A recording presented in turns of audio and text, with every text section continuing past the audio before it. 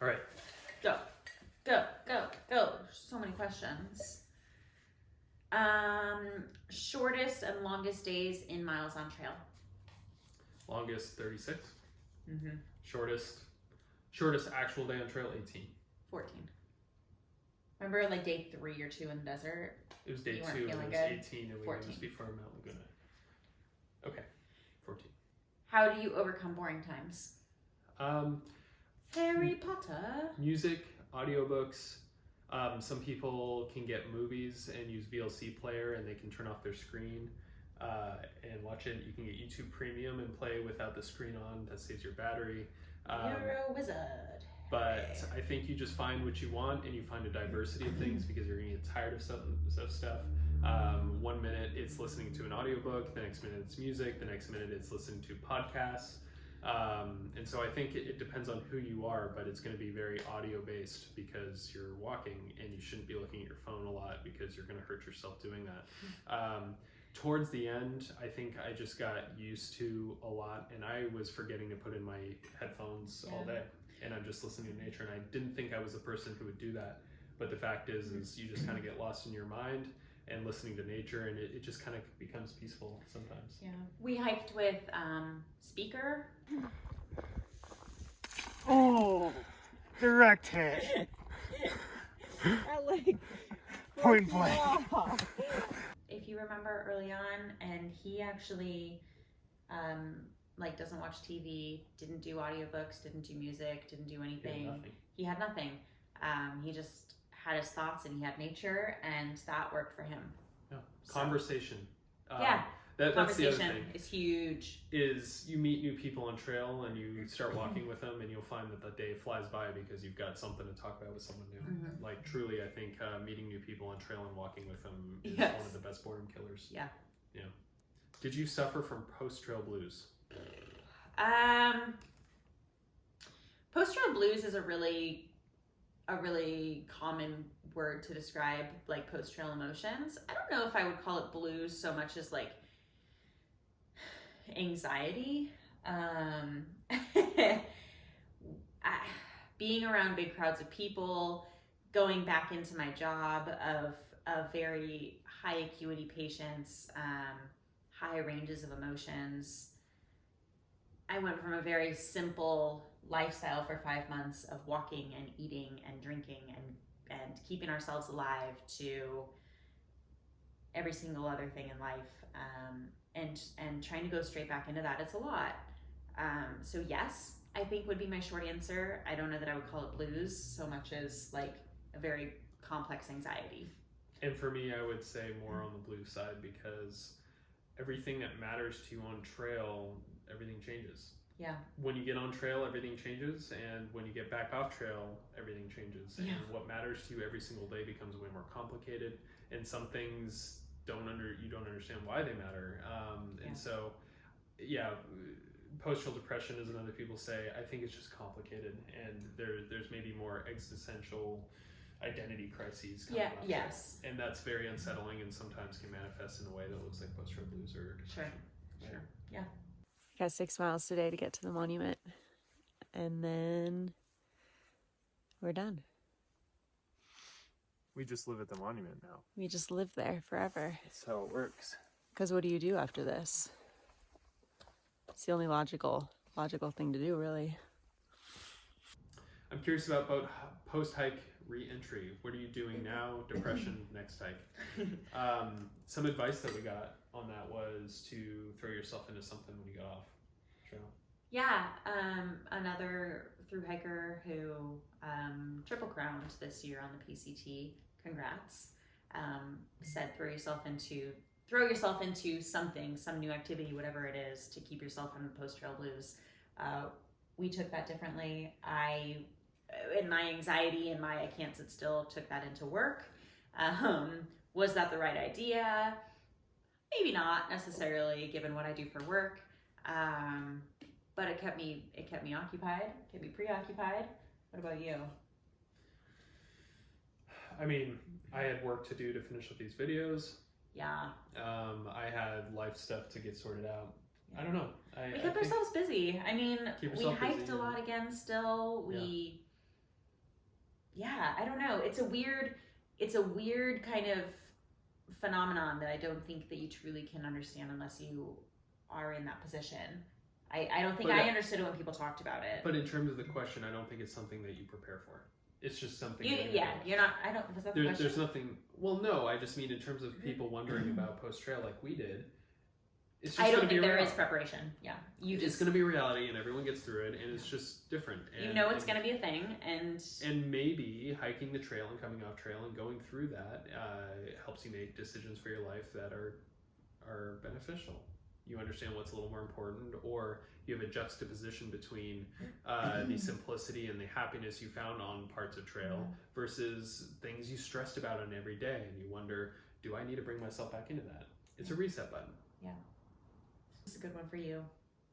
How much weight did each of you lose between start and finish? I will preface this by saying I didn't lose anything or gain anything. I started at 170 before trail. I gained 10 pounds to 180 before I started trail in preparation, and I ended at 156 pounds.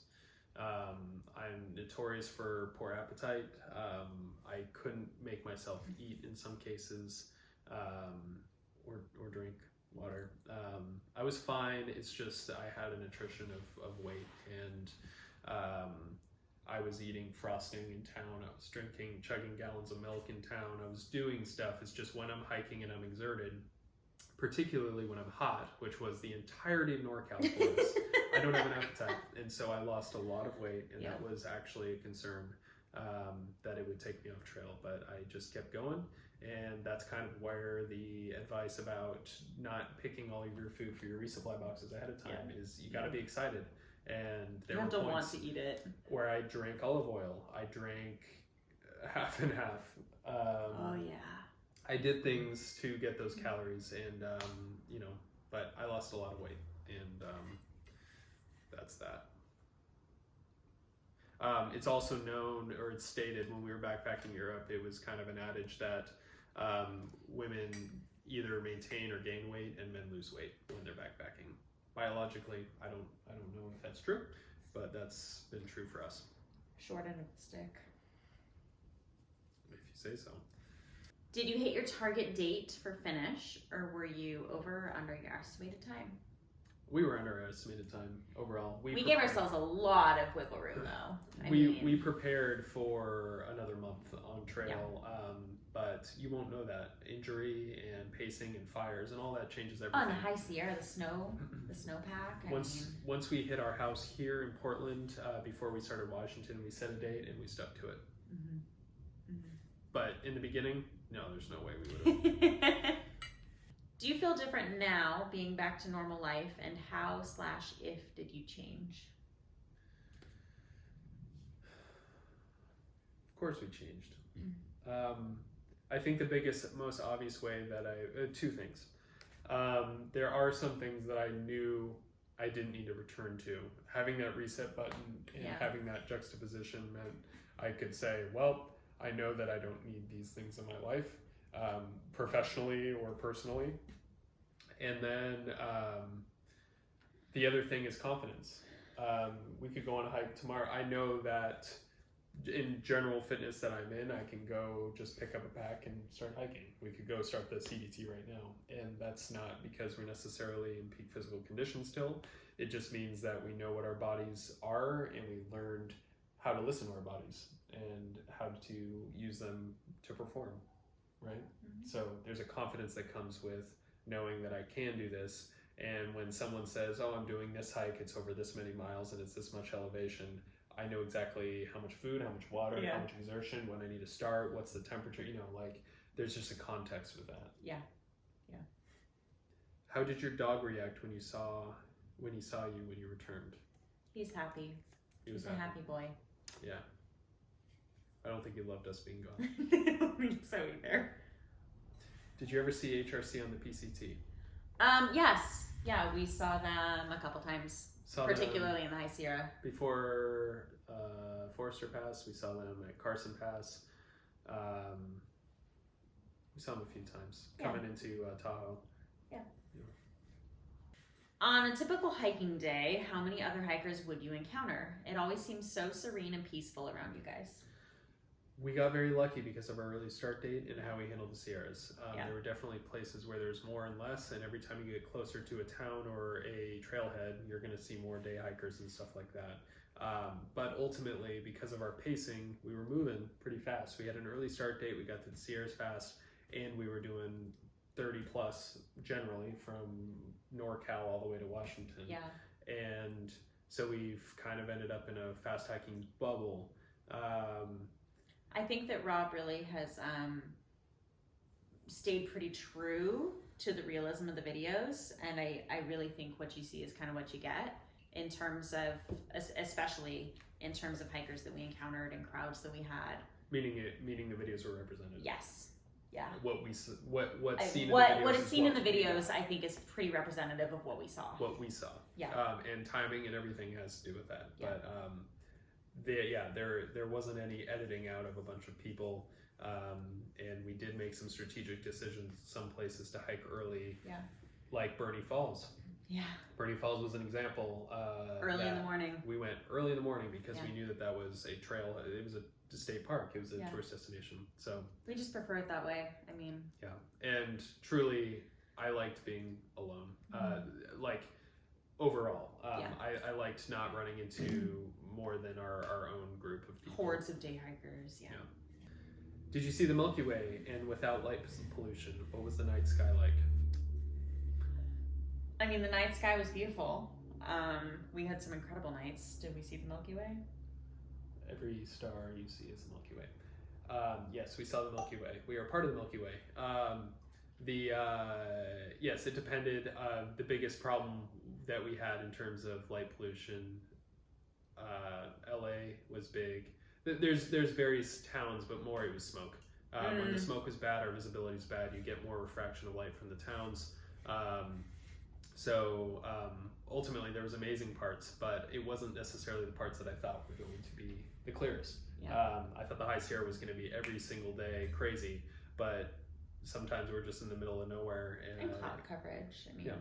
It depends, but yes, there were some beautiful starry nights, and there were plenty of times where we were hiking without headlamps because the stars and the moon were so bright. Mm-hmm. Yeah. What was the trail like socially? Did you ever fall back into a group like you were near the beginning? Did other thru hikers become less social the further north you went, or were you recording fewer interactions? In terms of going further north, I think what you see is pretty much the reality of our hike. I would say, in terms of the beginning of trail, if you're referring to Speaker and Siren, our little kind of group for the first like 800 miles or so, they were our little group, and no, I don't think that we really clicked and connected and decided to hike with another group quite like that throughout the rest of the hike. There were many hikers that we kind of came and went with. The PC team, as they like to call themselves, were one of them for quite a while, but really it was just us after Siren and Speaker. And then I guess in terms of being less social, I don't know that hikers necessarily got less social as the further you went north. I think that we all kind of had our own style of hiking at that point, and we had to care for injuries. had to care for different priorities. Yeah, we had priorities. We had logistics, and some people had to leave for family stuff, and we kind of learned to hikers learned to kind of like put their priorities and their logistics first, I guess. Right. At risk of that sounding selfish. Yeah. Speaker Siren in the beginning, and then Zap, Snowflake, and the PC team with Vulture and with Shaggy Preach Bro, and all those guys, and Fast Food and Rain Dance. We were around, and we'd see each other every once in a while, and we'd hike with them a little bit, and then we really lost everybody on a road walk. So when we made the choice to continuous footpath around the lines at Fire in Oregon, we spent 5 days on a road walk, and at that point we really kind of lost everybody until our day before the monument, when we saw some of them coming back the other way, like AWOL, Rain Dance, Fast Food. So I didn't really see anyone, so that was really cool. Yeah. So logistics and personal choices on the trail, and injury and family needs kind of separates people out at that point. But ultimately, people get in a rhythm by the time they hit to Oregon, and you just kind of end up where you end up. Yeah. Did you ever consider quitting? Not seriously. Yeah. My body considered quitting, but we knew we needed this, and after doing the other section the other year, we knew that we would still want to do it even if we couldn't finish. Agreed. Yeah. I didn't see you use microspikes or ice hacks. Were they unnecessary? You Yes. smile. We didn't use microspikes or an ice axe through the High Sierra, which is not how it is every year. Please don't take that as maybe what 2022 will be. You just don't know.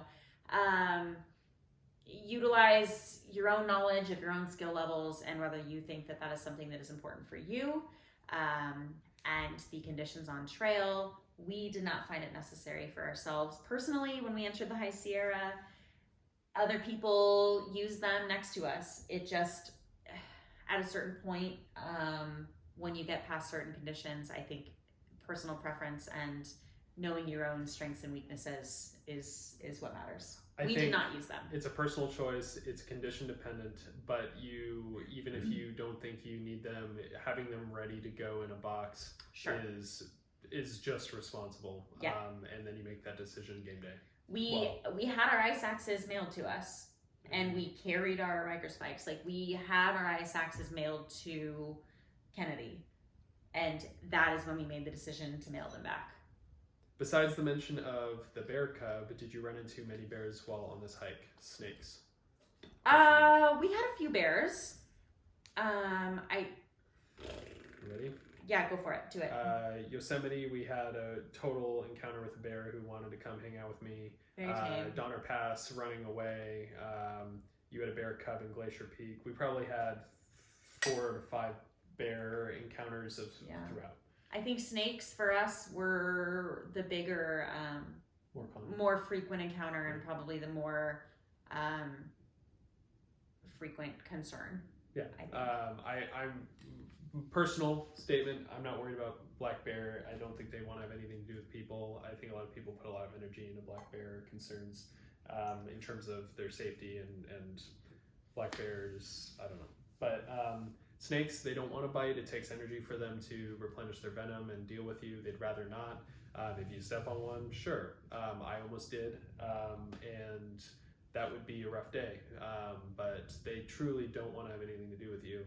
And if you're vigilant and aware, I think the safety is pretty clear in the statistics from snakes, bears. Would you like to talk about how vigilant with both your headphones in you The were? closest I got, it was in a place that I didn't think that we would have a problem, but a timber rattler, which is higher altitude than normal, up in NorCal. I had both ear pods in, and I almost stepped on him, and it was fine. He didn't do anything.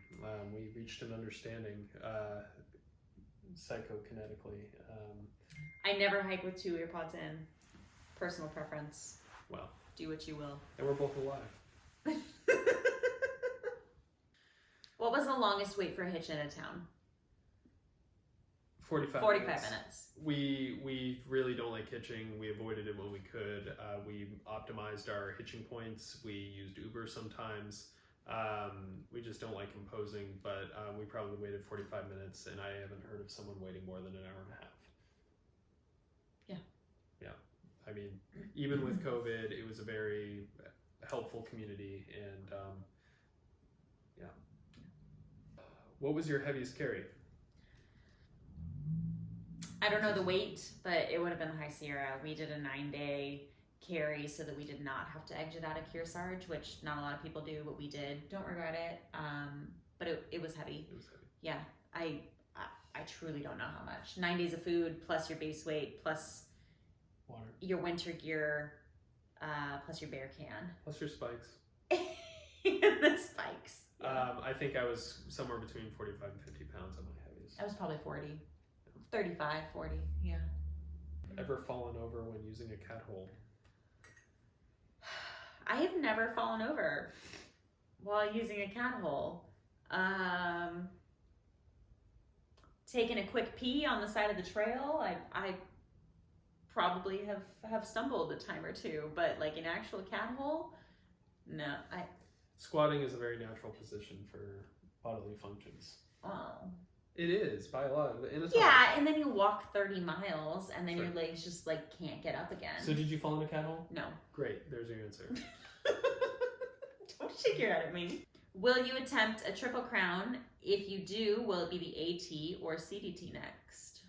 It won't be the AT next, nor are we necessarily attempting, but the AT would be cleaning up a triple crown. The CDT is what's been on our mind. Yeah. No offense. No offense To the to AT. the AT. Was your BMI below expected by the end, and how long did it take to get back to a healthy weight? The answer is yes. I was described by my wife to me as cachectic, which I think is a medical term for gross.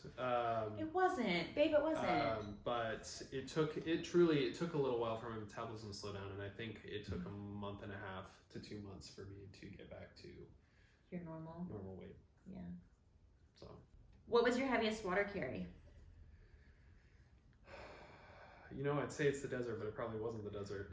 We had that long stretch in Oregon. We had Remember? there's long stretches in Washington. There's long stretches everywhere, but I think the most obvious one is Bird Spring Water Cache, north of Palmer Meadow to Onyx Pass. That was clearly the driest section of the PCT. Yeah. And the Bird Spring Water Cache people that have the 2 caches there, critical, not comfortable. I don't really know what carrying 40 miles of water looks like in those situations. Not good. Truly critical. So And thank you our to the heaviest trail carry- angels that do that. our heaviest carry was what, gallons? Yeah. Whatever. I don't know what it is, Yeah. but a lot. Every bottle and every bag we own full. 2 liters, 4 liters. And we carried less than the average. Yeah, we were also person. really efficient with our water. but- Efficient. What's next? Get a boat and sail around the world? Funny because we've talked We've talked about that. I don't know what's next. Stay tuned.